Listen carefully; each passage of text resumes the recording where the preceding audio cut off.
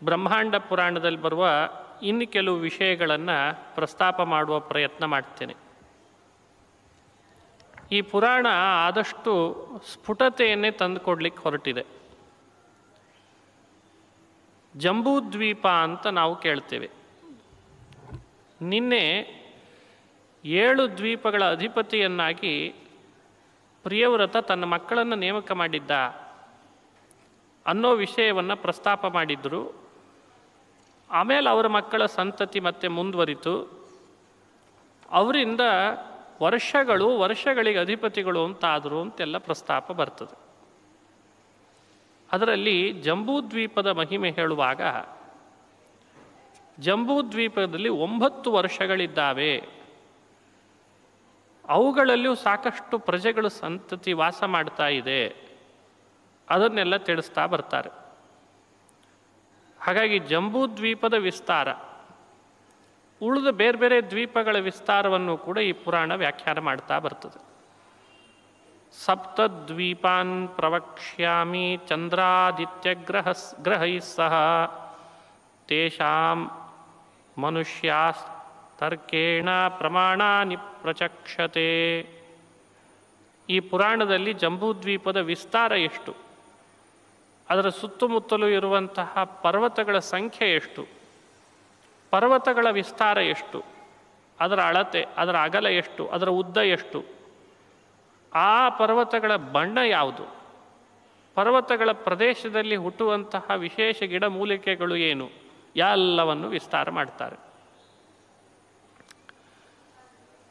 ಅದರಲ್ಲಿ ಜಂಬೂದ್ವೀಪದ ಬಗ್ಗೆ ಹೇಳುವಾಗ ಇದು 9 ವರ್ಷಗಳಿಂದ ಒಳಗೊಂಡಂಥ ಒಂದು ದ್ವೀಪ.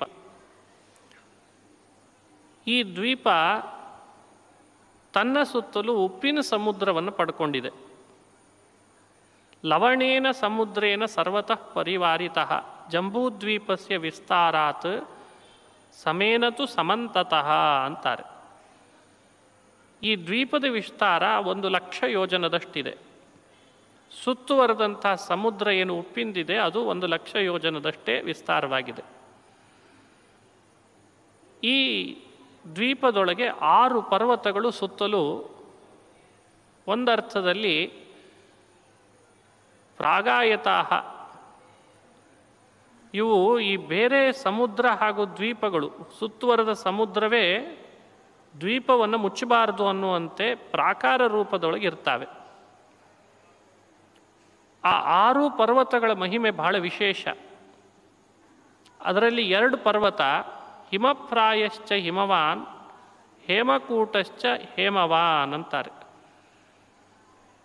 ಒಂದು ಪರ್ವತ ಹಿಮವಾನ್ ಅಂತ ಪರ್ವತ, ಇನ್ನೊಂದು ಪರ್ವತ ಹೇಮಕೂಟ ಅಂತ ಜಂಬೂದ್ವೀಪದ ಸುತ್ತಲೂ ಇರುವ ಇದು ಒಂದು ಪರ್ವತ.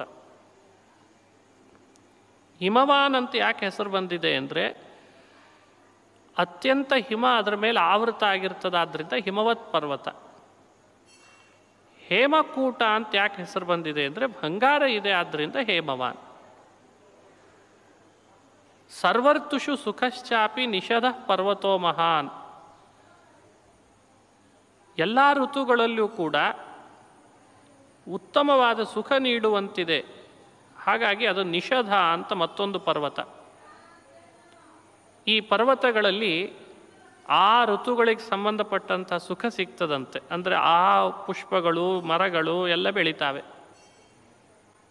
ಚತುರ್ವರ್ಣಶ್ಚ ಸಂವರ್ಣೋ ಮೇರುಶ್ಚಾರುತಮಸ್ಮೃತಃ. ಸಂವರ್ಣ ಅಂತ ಇನ್ನೊಂದು ಪರ್ವತ, ಅದು ವಿಶೇಷವಾದಂಥ ಪರ್ವತ. ಹೀಗೆ ಪರ್ವತಗಳ 4 ದಿಕ್ಕು ಕಡೆಯಲ್ಲಿರುವ ಅವುಗಳ ಹೆಸರು ಹಾಗೂ ಅವುಗಳ ವಿಶೇಷತೆಯನ್ನು ವರ್ಣನೆ ಮಾಡ್ತಾ ಬರ್ತಾರೆ. ಇದು ಜಂಬೂದ್ವೀಪದ ಬಗ್ಗೆ ನಾವು ನೋಡಿಕೊಳ್ಳುವಂಥ ಮಾಹಿತಿ. ಹೀಗೆ ಜಂಬೂದ್ವೀಪದ ಬಗ್ಗೆ ಆ ಪರ್ವತದ ತಪ್ಪಳ ಪ್ರದೇಶಗಳಲ್ಲಿಯೂ ಕೂಡ ನಾನಾ ರೀತಿಯಾದಂಥ ಅನೇಕ ಪ್ರಜೆಗಳ ವಾಸ ಮಾಡಿಕೊಳ್ಳಿಕ್ಕೆ ಬೇಕಾಗುವ ಎಷ್ಟೋ ನಗರಗಳಿದ್ದಾವೆ. ಹಾಗೂ ಅಲ್ಲಿ ಜೀವನ ಮಾಡ್ತಾ ಇದ್ದಾರೆ. ಕೆಲವು ಕಡೆ ಅಂತೂ ದೇವತೆಗಳು ಬಂದು ಭೂಮಿಯಲ್ಲಿ ವಿಹಾರ ಮಾಡಿ ಹೋಗ್ತಾರಂತಲ್ಲಿ. ಅಂಥ ಅದ್ಭುತವಾದ ಪ್ರದೇಶ ಈ ಜಂಬೂದ್ವೀಪ ಅಂತ ಅದರ ಮಹಿಮೆಯನ್ನು ಒಂದಿಷ್ಟು ವರ್ಣನೆ ಮಾಡುತ್ತಾರೆ. ಅದು ಭಗವಂತನ ಸ್ಥೂಲ ರೂಪ ಅಂತ ಅದನ್ನು ಚಿಂತನೆ ಮಾಡಬೇಕು. ಅದಾದ ಮೇಲೆ ಈ ಭೂಮಿಯಲ್ಲಿ ಜಂಬೂದ್ವೀಪದ 9 ವರ್ಷಗಳಲ್ಲಿ ಭರತ ವರ್ಷ, ಕೆಂಪುರುಷ ವರ್ಷ, ಹರಿವರ್ಷ, ಇಲಾವೃತ, ಬಹಳ ವಿಚಿತ್ರವಾಗಿ ವರ್ಷಗಳ ಮಹಿಮೆಯನ್ನು ಹೇಳ್ತಾರೆ. ಅದರಲ್ಲಿ ಭರತ ವರ್ಷದ ಬಗ್ಗೆಯೂ ಹೇಳಿದ್ದಾರೆ. ಭಾಗವತಾದಿ ಪುರಾಣದಲ್ಲಿಯೂ ಕೂಡ ಭರತ ವರ್ಷದ ಮಹಿಮೆ ಬಂದೇ ಬರ್ತದೆ. ಇಲ್ಲಿಯೂ ಕೂಡ ಭರತ ವರ್ಷದ ಶ್ರೇಷ್ಠತೆಯನ್ನು ಹೇಳುವಾಗ ಈ ಭರತ ವರ್ಷದೊಳಗೆ ಕೆಲವು ಪರ್ವತಗಳಿದ್ದಾವೆ, ಕೆಲವು ನದಿಗಳಿದ್ದಾವೆ. ಆ ನದಿಗಳ ಮಹಿಮೆಯನ್ನು ನಾವು ತಿಳಿದಿರಬೇಕು ಅಂತ ಅವುಗಳ ಹೆಸರುಗಳನ್ನು ಸ್ಮರಣೆ ಮಾಡ್ತಾ ಬರ್ತಾರೆ. ಭರತ ವರ್ಷ ಯಾವತ್ತಿದ್ರೂ ದೇವತೆಗಳ ಅವತಾರ ಮಾಡಲಿಕ್ಕಿರುವಂತಹ ಪುಣ್ಯಭೂಮಿಯಂತೆ. ಈ ಭರತ ವರ್ಷದೊಳಗೆ ಇರುವ ಪರ್ವತಗಳ ಹೆಸರು ವಿಂಧ್ಯ, ವಾರಿಯಾತ್ರ, ಶುಕ್ತಿಮಾನ್, ವೃಕ್ಷಗಿರಿ, ಮಹೇಂದ್ರ, ಮಲಯ. ಇವೆಲ್ಲ ಕುಲಪರ್ವತಗಳು ಅನ್ನೋ ಹೆಸರಿನಿಂದ ಪ್ರಸಿದ್ಧ ಆಗಿದಾವಂತೆ. ಮಹೇಂದ್ರೋ ಮಲಯ ಸಹ್ಯ ಶುಕ್ತಿಮಾನ್ ವೃಕ್ಷ ಪರ್ವತ ವಿಂಧ್ಯಶ್ಚ ಪಾರಿಯಾತ್ರಶ್ಚ ಸಪ್ತೈತೆ ಕುಲಪರ್ವತಾ. ಭರತ ವರ್ಷದಲ್ಲಿ ಹೇಳುವಂಥ ಕುಲಪರ್ವತಗಳು 7 ಅಂತಿವು. ತೇಷಾಂ ಸಹಸ್ರಶ್ಚಾನ್ಯೇ ಪರ್ವತಾಸ್ತು ಸಮೀಪಗಾಹ. ಇವುಗಳ ಹತ್ತಿರದಲ್ಲಿರುವ ಸಾವಿರಾರು ಪರ್ವತಗಳು ಇದ್ದಾವೆ. ಅವಿಜ್ಞಾತ ಸಾರವಂತೋ ವಿಪುಲಾಶ್ಚಿತ್ರ ಸಾನವಃ. ನಾವು ಅವುಗಳ ಹೆಸರು ತಿಳಿದಿಲ್ಲ. ಬಹಳ ವಿಚಿತ್ರವಾದ ಮಹಿಮೆ ತೋರುವ ಪರ್ವತಗಳು ಇವುಗಳ ಜೊತೆಯಲ್ಲಿದ್ದಾವೆ ಅಂತ ತಿಳಿಸ್ತಾರೆ.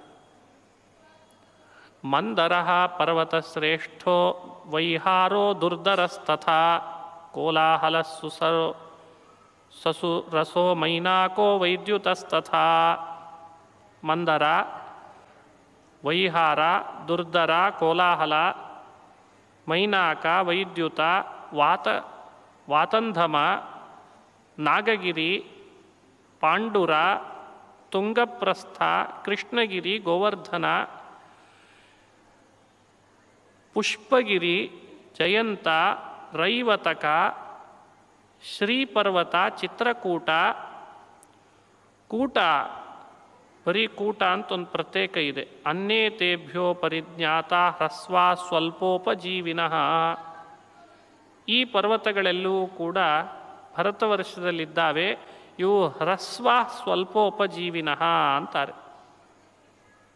ಇವು ಬೇರೆ ಪರ್ವತಗಳಷ್ಟು ಅಗಲವಾಗಿಲ್ಲಂತೆ, ಸ್ವಲ್ಪ ಕಡಿಮೆ ಪ್ರಮಾಣ ಇದ್ದಾವೆ.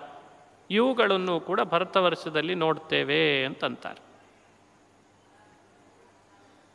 ಇನ್ನು ಇಲ್ಲಿರುವಂಥ ನದಿಗಳು ಕೂಡ ಬಹಳ ಶ್ರೇಷ್ಠವಾದವುಗಳು. ಪೀಯಂತೆ ಐರಿಮಾ ನದ್ಯ ಗಂಗಾ ಸಿಂಧು ಸರಸ್ವತಿ ಶತದೃಶ್ಚಂದ್ರಭಾಗಾ ಚ ಯಮುನಾ ಸರಯುಸ್ತಥಾ ಇರಾವತಿ ವಿಸ್ತಸ್ತಾ ಚ ವಿಪಾಶಾ ದೇವಿಕಾ ಕುಹೂ. ಇವೆಲ್ಲ ನದಿಗಳು. ಗೋಮತಿ ಧೂತಪಾಪಾ ಚ ಬುದ್ಬುದಾ ಚ ದೃಶದ್ವತಿ ಕೌಶಿಕಿ ತ್ರಿದಿವಾ ಚೈವ ನಿಷ್ಠೀವಿ ಗಂಡಕಿ ತಥಾ ಚಕ್ಷುರ್ಲೋಹಿತ ಇತ್ಯೇತಾ ಹಿಮವತ್ ಪಾದನಿಸೃತಾಃ. ಗಂಗಾ, ಸಿಂಧು, ಸರಸ್ವತಿಯಿಂದ ಆರಂಭಿಸಿ ಈಗ ತಾನೇ ಹೇಳಿದ ಗಂಡಕಿವರೆಗೂ ಕೂಡ ಚಕ್ಷು ಮತ್ತು ಲೋಹಿತ ಮೊದಲಾದ ಪರ್ವತಗಳು, ನದಿಗಳು ಹಿಮವತ್ ಪರ್ವತದ ತಪ್ಪಳ ಕಡೆಯಿಂದ ಅವುಗಳು ಹುಟ್ಟಿ ಬಂದವು. ವೇದಸ್ಮೃತಿ, ವೇದವತಿ,